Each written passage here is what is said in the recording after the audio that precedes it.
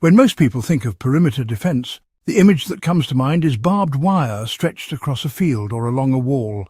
It feels modern, industrial and, well, hard to beat. But, long before the invention of steel wire, ancient civilizations had already developed systems that worked just as well, sometimes even better. From earthen banks to thorn barriers, people living thousands of years ago faced the same problem we do today: how to keep enemies out, how to protect their homes, and how to control movement through vulnerable spaces. Their solutions may not have looked like coils of barbed wire, but they often created defences that were more practical, harder to breach, and better suited to the environments they lived in. One of the oldest and most effective forms of perimeter defence was the living barrier. Ancient farmers and villagers would plant dense hedgerows of thorny shrubs, brambles, or even cactus where available. These plants grew into thick, almost impenetrable walls that could tear clothing, slow movement and wound attackers. In medieval England, hawthorn hedges became a signature defence, and in desert regions, cactus served the same role. Unlike barbed wire, which rusts and requires constant repair, these barriers only grew stronger with time. For survivalists today, this lesson is still valuable. Planting a defensive hedge of thorny species around a property can create a barrier that is both sustainable and self-repairing. Blackberry, bougainvillea and wild rose all form dense walls that can rival barbed wire in deterrence while providing food or flowers as a bonus. Ancient people understood that a living wall not only blocked movement but also signalled boundaries clearly without the need for patrolling soldiers. Another ancient tactic was reshaping the very ground itself.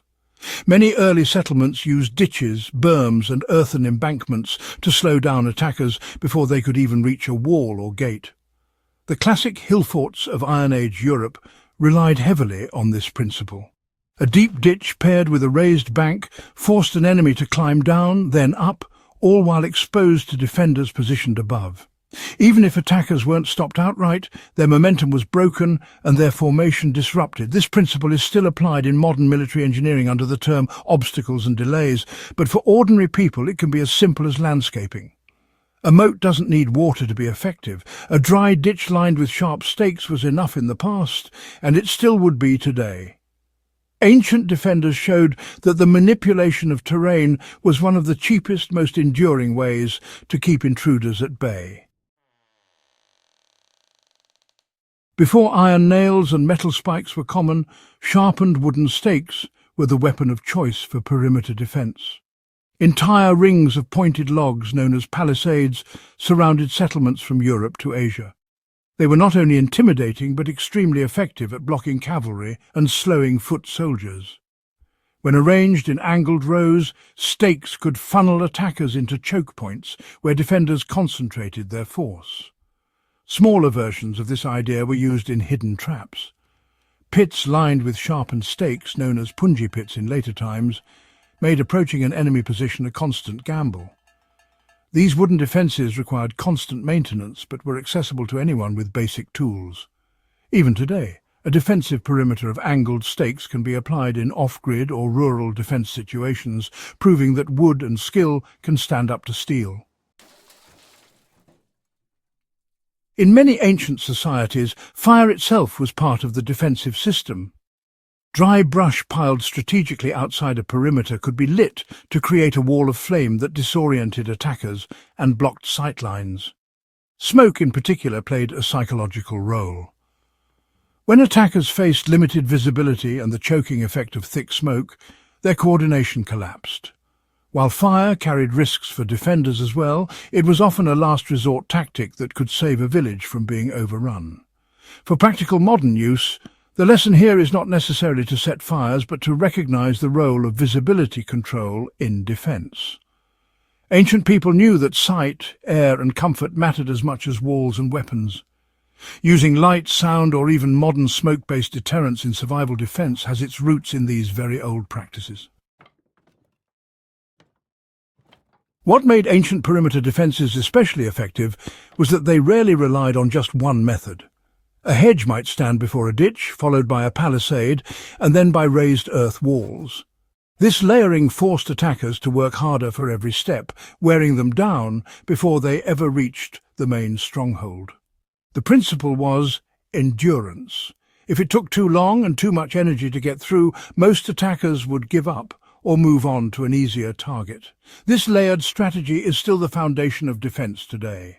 The best perimeter is not one barrier, but several in succession, each with a different function. Ancient people proved this long before modern fortifications. A living wall, followed by an earthen trench backed by a palisade, made a defense that could outlast any single invention, barbed wire included.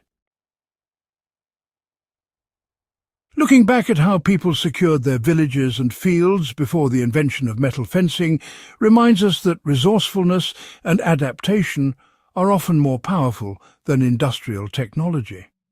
Ancient defences were built from what was at hand: wood, earth, stone and plants. Yet they created barriers that endured for centuries. The principles behind them remain valuable not only for understanding history, but also for survival knowledge.